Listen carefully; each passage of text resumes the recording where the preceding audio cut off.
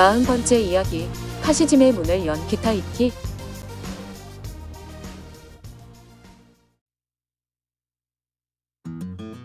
사도 가시마의 소년. 기타 이키는 일본의 사상가로 일본 역사상 유래를 찾아보기 힘든 파천왕적 사고를 지닌 인물로 황도파의 사상적 기반을 마련한 사람입니다. 과거 기타 이키에 대해 연구했던 사학자 마츠모토 게니치는 그를 혁명적 낭만주의자로 평가했는데 사상이 워낙 복잡해 평가도 사람에 따라서 갈리기도 합니다. 1883년 4월 3일 일본 니이가타현의 사도가시마에 있는 양조장에서 사내아이가 태어났습니다.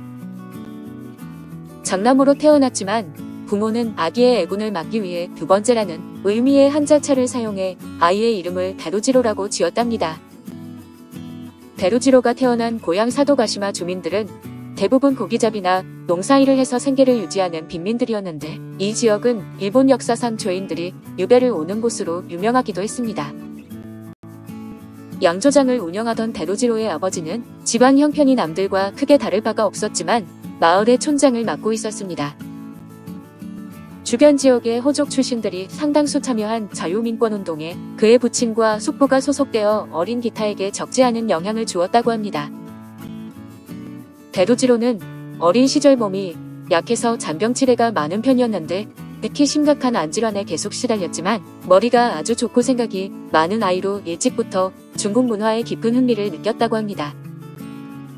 청명한 아들에게 가장 좋은 교육을 받게 해주고 싶었던 데루지로의 아버지는 그 지역에서 가장 유명한 유학자에게 아들을 보내 한문학과 중국 문화를 배우게 했습니다.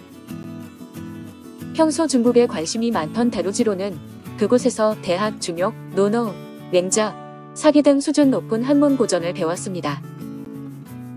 명망 높은 유학자에게 한문학을 배우는 동안 데루지로는 자연스럽게 자신이 태어난 사도가시마의 역사를 이해했는데 이런 과정이 그의 인생에 큰 영향을 주었을 것입니다. 도쿠가와 이에야스가 에도 바쿠 시대를 열어 일본의 통치권을 손에 넣었을 무렵부터 바쿠는 사도가시마에서 금광과 은광을 대대적으로 채굴했습니다.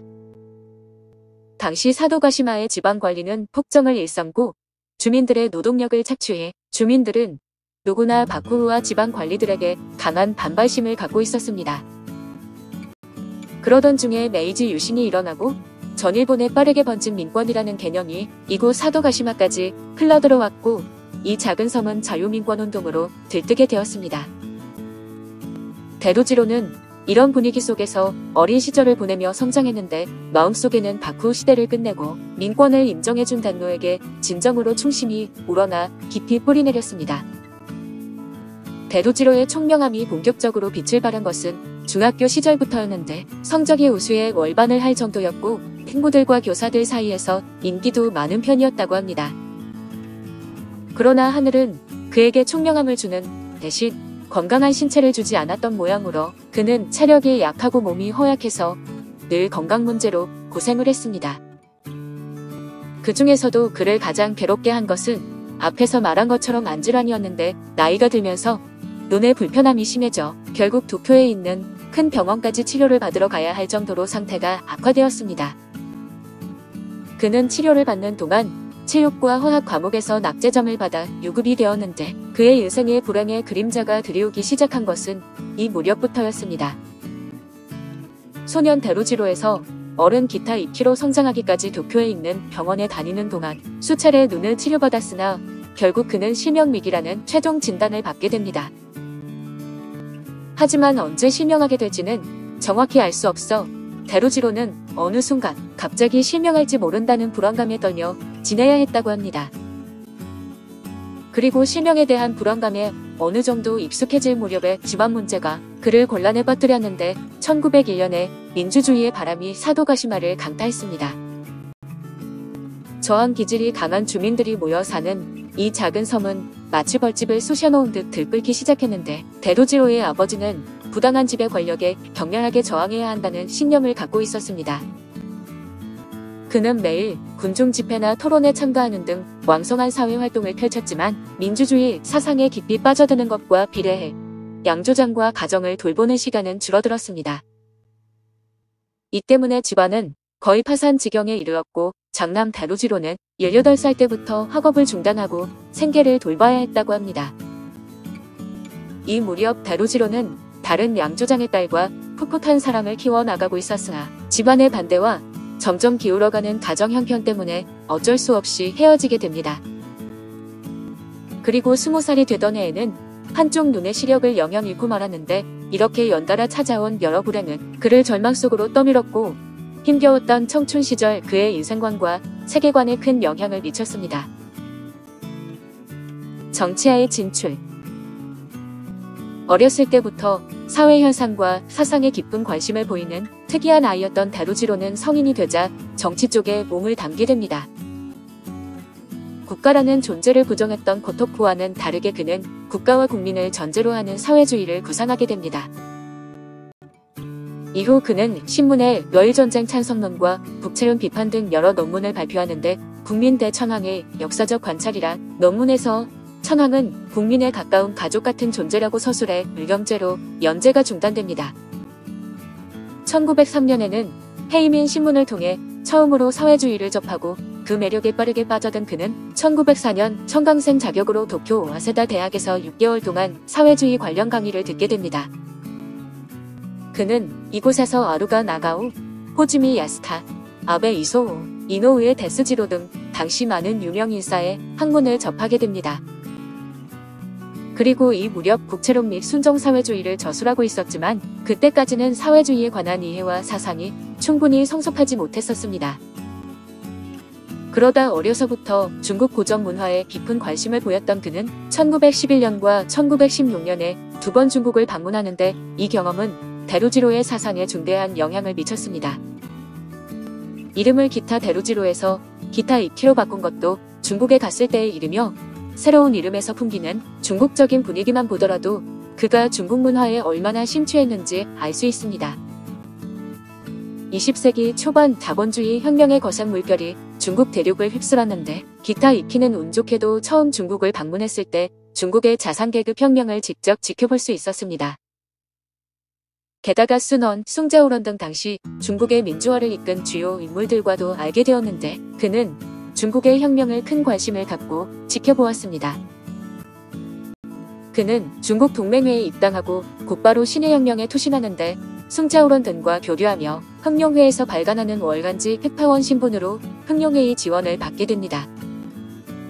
그러나 1919년 오사우 운동이 실패하는 것을 보고 혁명에 대한 희망을 놓아버렸는데 두 번째로 중국에 갔을 때는 그의 사상이 조금씩 바뀌어 가고 있었습니다.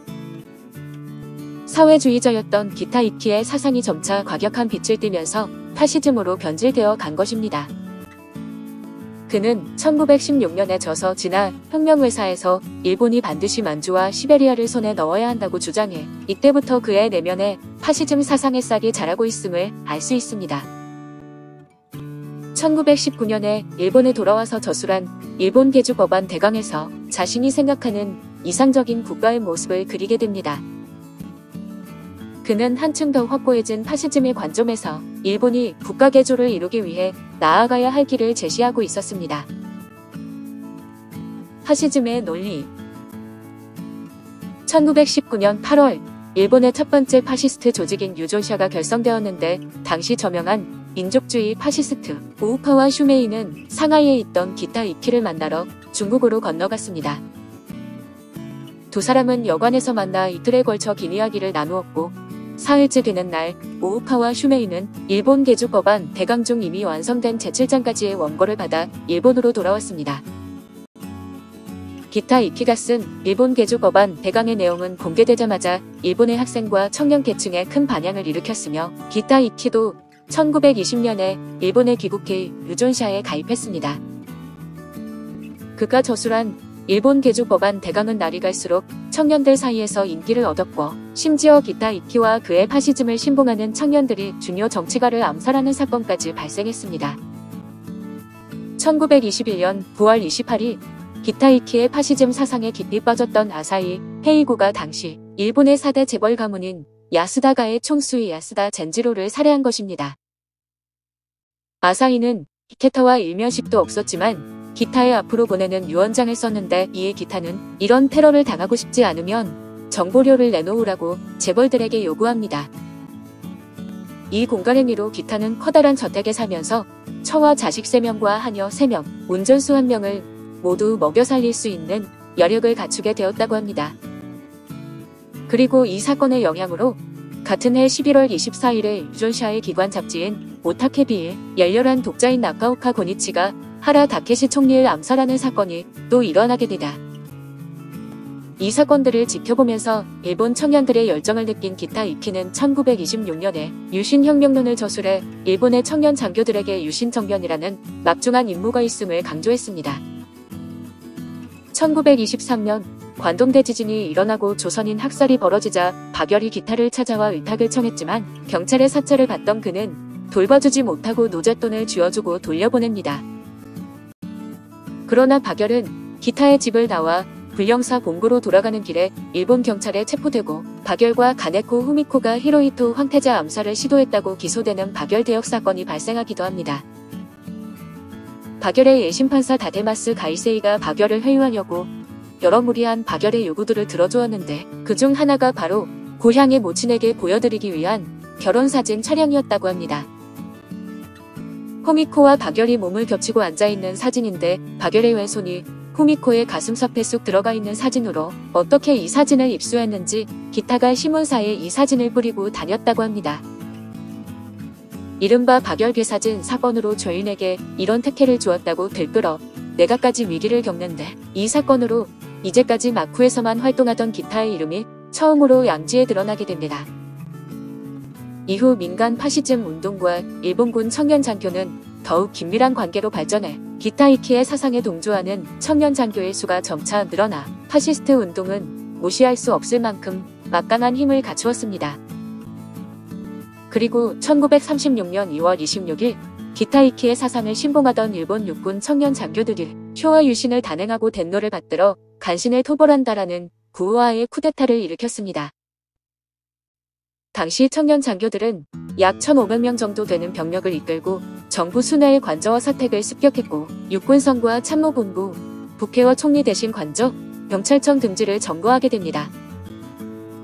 그들은 육군 수뇌부가 앞장서서 국가 개조를 단행할 것을 요구했는데 갑자기 일어난 군사 쿠데타에 일본 정부는 공황 상태에 빠졌습니다. 그러나 쿠데타가 발생한 지 사흘 후인 2월 29일에 육군 수뇌부에서는 반란군을 진압하라는 명령이 공식 하달되었고 주모자들이 체포되면서 청년 파시즘 운동은 실패로 끝을 맺었습니다.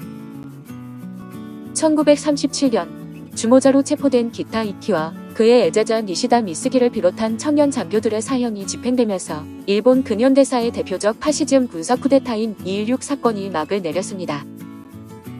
그러나 기타는 당시 중일전쟁을 막아보겠다고 중국으로 건너갈 준비에 한참이었고 쿠데타 당일에야 거사를 전달받았기 때문에 쿠데타 계획과 실행에 큰 연관이 없었습니다.